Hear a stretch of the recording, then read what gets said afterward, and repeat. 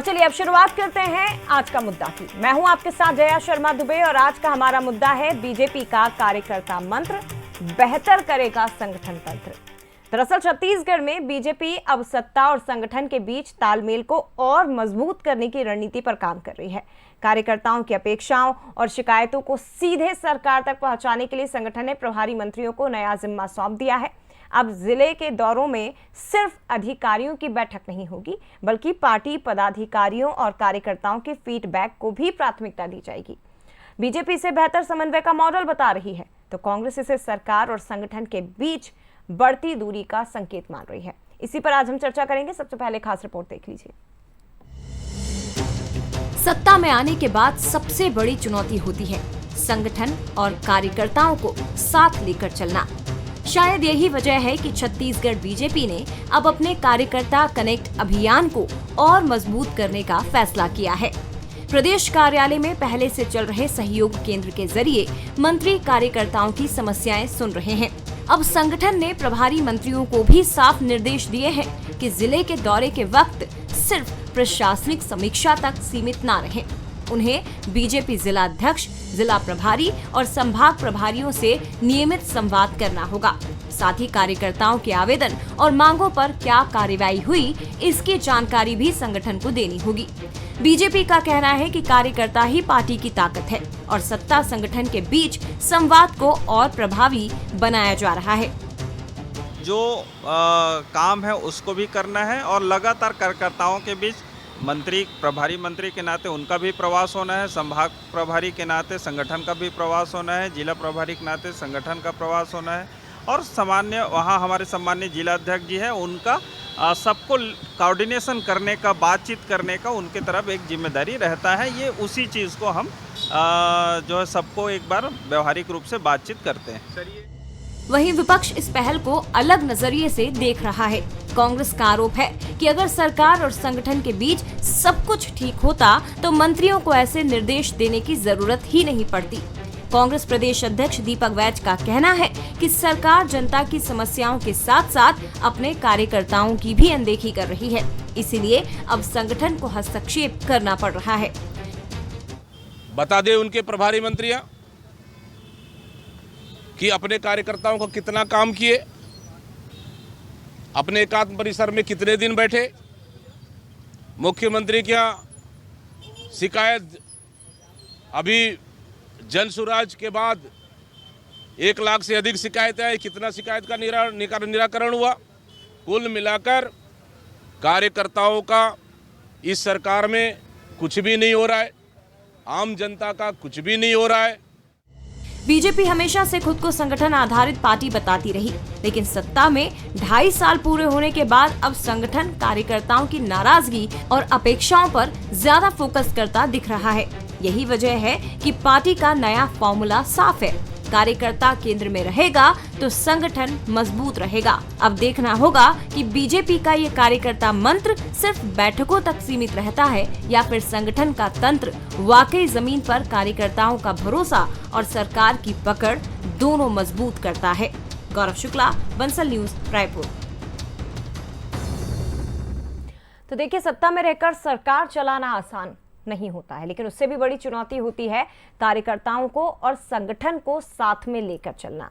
और ये स्पष्ट संदेश बीजेपी की ओर से दे दिया गया है कि केवल अधिकारियों के साथ नहीं, बल्कि कार्यकर्ताओं के साथ भी अब संवाद करना होगा, उनके साथ भी बैठक करनी होगी और उनकी भी सुननी पड़ेगी। लेकिन ये जरूरत क्यों पड़ी, इसी पर आज हम चर्चा करने वाले हैं। सबसे पहले बंसल न्यूज के कुछ सुलगते सवाल और फिर मेहमानों से आपका परिचय।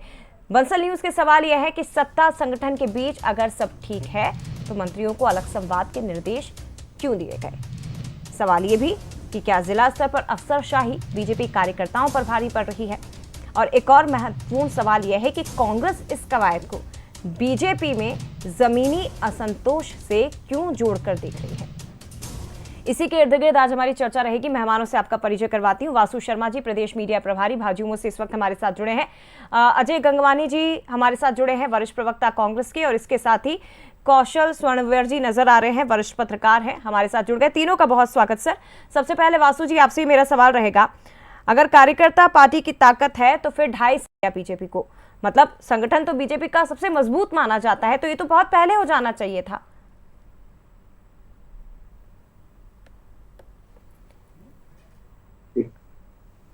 भैया जी, ऐसा किसने कहा कि पार्टी के मंत्री कार्यकर्ता से संवाद नहीं कर रहे हैं? वो तो लगातार पार्टी के मंत्री हमारे कार्यकर्ताओं से मिलते हैं, जाते हैं तो वो मिलते हैं।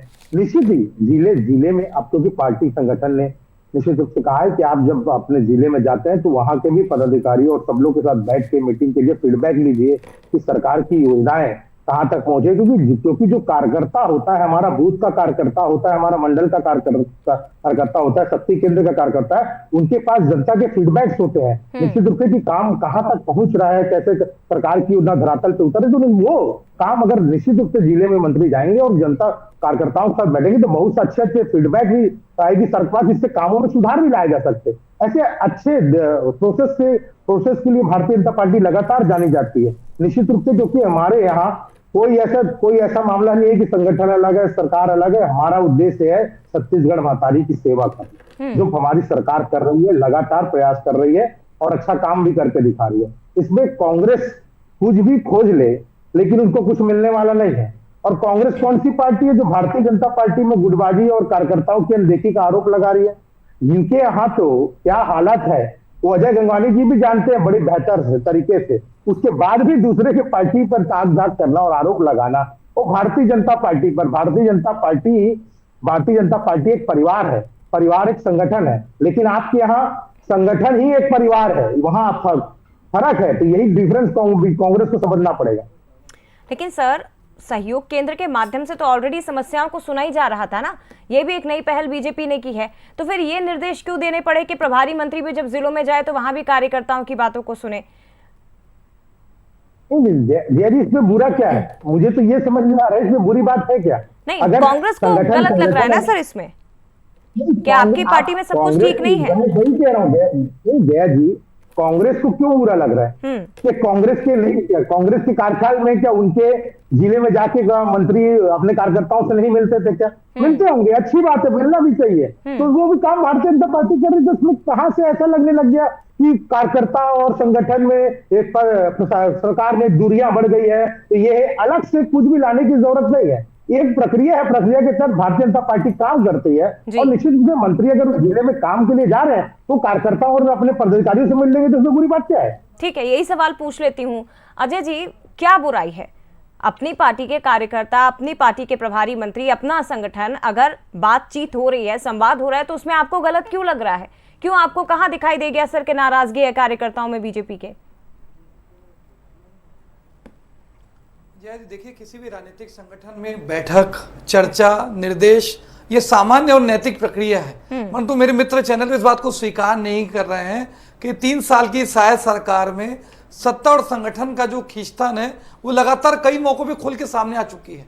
अगर ये मेरे मित्र कह रहे हैं कि तो अंडरस्टूड है कि मंत्री जाते हैं क्षेत्र में कार्यकर्ताओं से मिलते हैं, अगर सब कुछ चंगा सी तो फिर आपको ये दिशा निर्देश जारी करने की आवश्यकता क्यों पड़ती है? ये महत्वपूर्ण है जया जी कि पार्टी पे डिफरेंस, कैडरलेस पार्टी, अनुशासनात्मक पार्टी जो राजनीतिक पाखंड करती है वो लगातार दिखने लगा है। महत्वपूर्ण बात मैं आपके चैनल पर स्पष्ट कर दूं जया जी, जब सदन में चर्चा होती है, इन्हीं के अजय चंद्राकर, राजेश मूणत, सुशांत शुक्ला, धर्मलाल कौशिक, भैयालाल रजवाड़े अपनी सत्ता पक्ष को घेरने की तैयारी करते हैं। अगर मैं कोर्ट की बात करूं, इन्हीं के सबसे ज्यादा बार जीतने वाले विधायक माननीय बिजमन अग्रवाल जी जो वर्तमान सांसद है, वो केंद्र सरकार को 10 बार पत्र लिखते हैं और अपनी सरकार के खिलाफ कोर्ट में केस दर्ज करते हैं। मैं सड़क की बात करूं, ननकीराम कंवर, रवि भगत, तो भारतीय जनता पार्टी, हमें तो अपनों ने लूटा, गैरों में कहां दम था, हमारी कश्ती वहां डूबी जहां पानी कम था। इनके अपने नेता लगातार इनके कार्यप्रणाली पे लगातार प्रश्न चिन्ह लगाने की बात कर रहे हैं।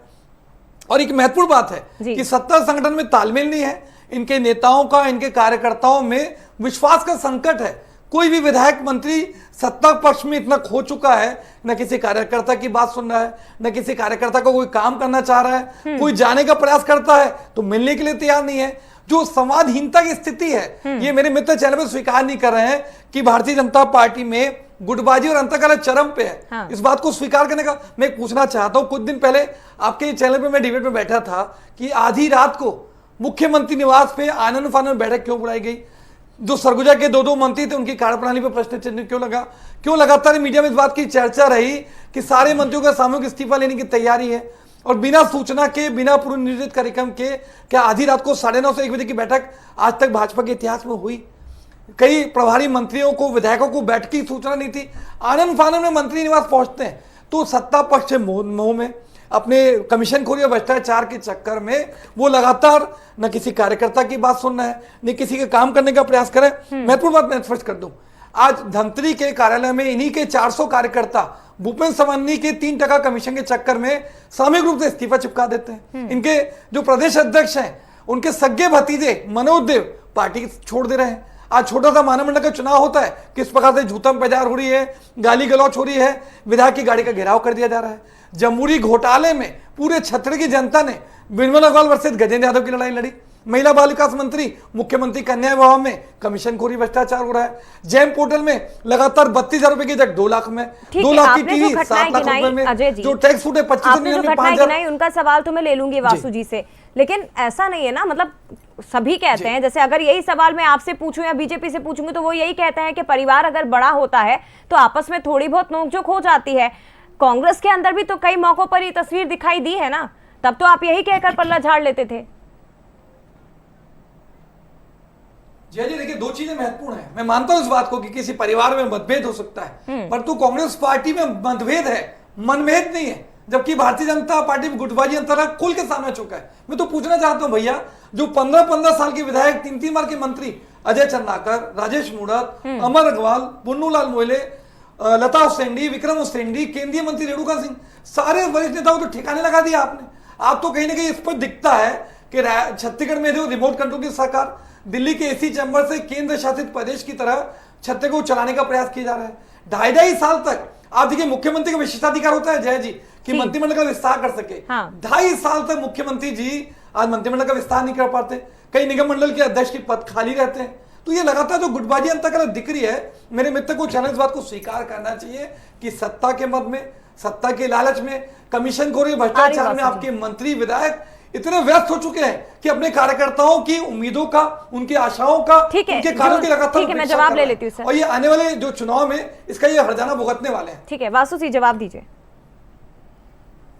देखिए जय जी, कांग्रेस के प्रवक्ता बीजेपी के बारे में बड़ा जानते हैं, और जानते हैं तो पता नहीं कहां से इनके सोर्स हैं। ये कहते हैं बीजेपी, ये सबसे पहले सवाल उठा रहे हैं कि विधानसभा में बीजेपी के ही बड़े बड़े नेता अपने सरकार पे प्रश्न चिन्ह लगा रहे हैं।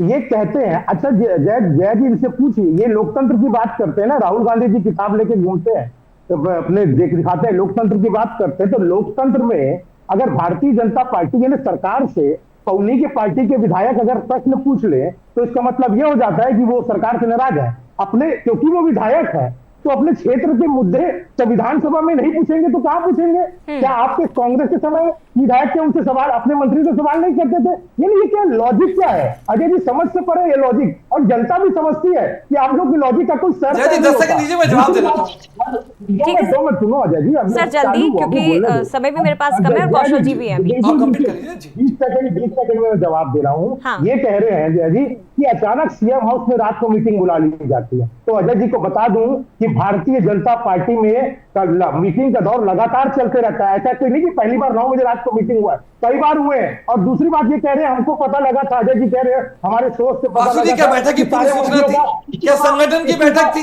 क्या विधायकों को जानकारी थी? क्या मंत्रियों को बताया गया था? किस विषय में बैठक थी बता दीजिए।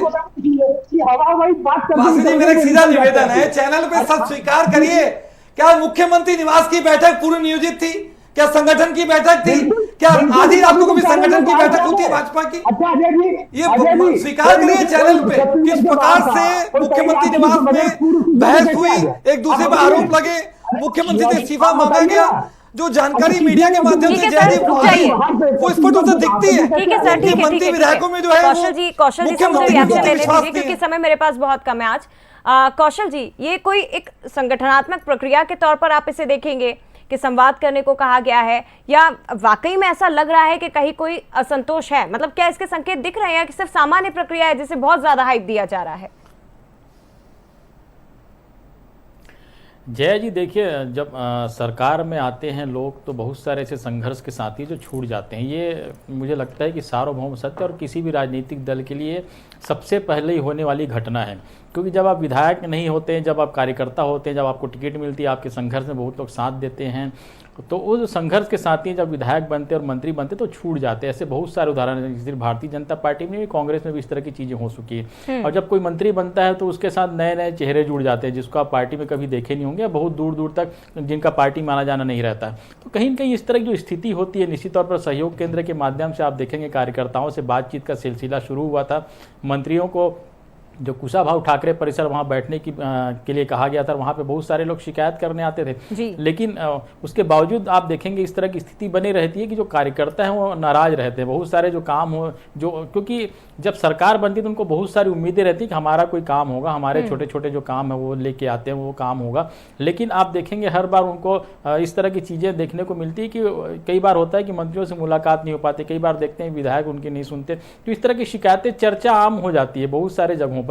तो यही वजह मुझे लगता है कि और सरकार में जब आप होते हैं तो बहुत सारी उम्मीद पाल के बैठे रहते हैं जो आपके कार्यकर्ता जो संघर्ष में आपके साथ खड़े रहते हैं। तो उसी नाराजगी को दूर करने के लिए, क्योंकि बमुश्किल से अब 2.5 से पौने 2 साल का समय ही बचा हुआ आने वाले चुनाव के लिए, तो कहीं कहीं कार्यकर्ताओं को समेटने की कोशिश मुझे लगता है कि पार्टियां कर रही है, और ये सभी दलों के साथ होता है इस तरह की जो स्थिति है, क्योंकि कार्यकर्ता और नेता के बीच का जो संवाद है वो काफी दूर तक हो जाता है। आप खुद भी कह रहे हैं क्योंकि ऑलरेडी जब मंत्रियों को निर्देश दिए गए हैं, वो कार्यकर्ताओं से संवाद कर रहे हैं, तो फिर प्रभारी मंत्रियों को भी अलग से निर्देश दिए गए, तो क्या जमीनी स्तर पर कोई फीडबैक भी पहुंचता है लीडर्स तक, पार्टी तक, जिसके बाद ये फैसला लेना पड़ा?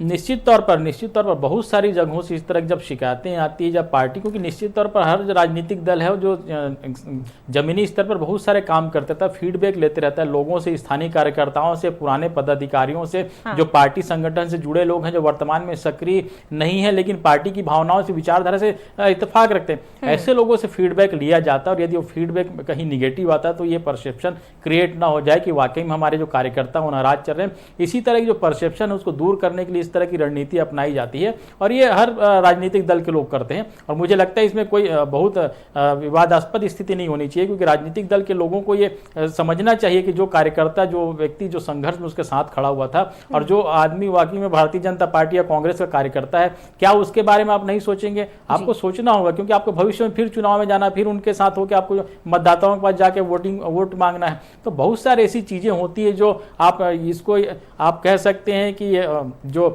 गर्त में जाने की स्थिति रहती है किसी पार्टी के, उसको संभालने की दिशा में बड़ा कदम माना जाता है। क्योंकि यदि आपका कार्यकर्ता नाराज होगा तो निश्चित तौर पर वो पब्लिक के बीच कैसे फीडबैक देगा, क्योंकि जो कार्यकर्ता होता है वो सरकार की नीति रीति को अंतिम व्यक्ति तक पहुंचाने में सबसे अहम कड़ी साबित होता है। ठीक है सर, 10 सेकंड जल्दी से, गंगवानी जी 10 सेकंड के अंदर अपनी बात पूरी करिए। देखिए, किसी भी राजनीतिक पार्टी की जब सरकार बनती है उसका कार्यकर्ता लगातार 5 साल तक संघर्ष करता है, झंडा उठाता है, नारे लगाता है, पार्टी को मजबूत करने के लिए लगातार जमीनी स्तर पर कार्य करता है। आज भाजपा के कार्यकर्ता ने लगातार 5 साल मेहनत करके सरकार को लाने की भूमिका निभाई, लेकिन जब उनके कार्यों का समय आता है, उनकी बातें सुनने का समय आता है, उनकी आशानुरूप के अनुरूप जो मंत्री विधायकों को कार्य प्रणाली होनी चाहिए वो मिसिंग था। आपने बहुत अच्छी बात की जय जी, जो जमीनी स्तर पर फीडबैक आ रहा था, भाजपा के कार्यकर्ता नाराज है, कोई विधायक मंत्री उनकी बात सुन नहीं रहा है, इसके कारण मजबूरीवश इस बात को स्वीकार करना चाहिए वासु जी को कि आपकी सत्ता संगठन में तालमेल नहीं है, सत्ता प्रशासन में तालमेल नहीं है, जिसका जनता के बीच में रहने वाली पार्टी है। 24 घंटे 365 दिन जनता के बीच में रहने वाली पार्टी। हम कोई चुनाव आता है तो जनता के बीच हमारे बहुत सारी संगठन के ऐसे काम चलते रहते हैं जो जनता से कनेक्ट होते हैं। हम लगातार हमारे बूथ अध्यक्ष से लेकर मंडल अध्यक्ष लगातार जनताओं से मिलते हैं, उनका फीडबैक लेते हैं और सरकार तक पहुंचाते हैं। ऐसे लगातार, ऐसा कोई समय नहीं जब हमारे लोग जनता के बीच में ना हो। ठीक है, और वो किसी भी दल के लिए होता है वासु जी, वो किसी भी दल के लिए हो। बीजेपी के लिए कार्यकर्ता उनकी सबसे महत्वपूर्ण कड़ी है। दूसरी तरफ बात अगर सरकार और संगठन की जाए तो वो सबसे बड़ी ताकत के तौर पर काम करता है। इनका तालमेल होना बहुत जरूरी है। लेकिन अब बीजेपी को ये नया निर्देश देना पड़ा है अगर कार्यकर्ता कनेक्ट अभियान का, कि आप जाइए कार्यकर्ताओं से संवाद करिए प्रभारियों को लेकर, तो इसका नतीजा क्या होगा ये भी देखने वाली बात है। फिलहाल बहुत धन्यवाद आपका वासु जी। गंगवानी जी आपका भी बहुत शुक्रिया, और इसके साथ ही कौशल जी आपका भी बहुत धन्यवाद। समय आज मेरे पास कम था, उसके लिए माफी। लेकिन फिलहाल हमारा आज का मुद्दा इस पेशकश में इतना ही। मुझे दीजिए इजाजत, आप देखते रहिए बस। नमस्कार।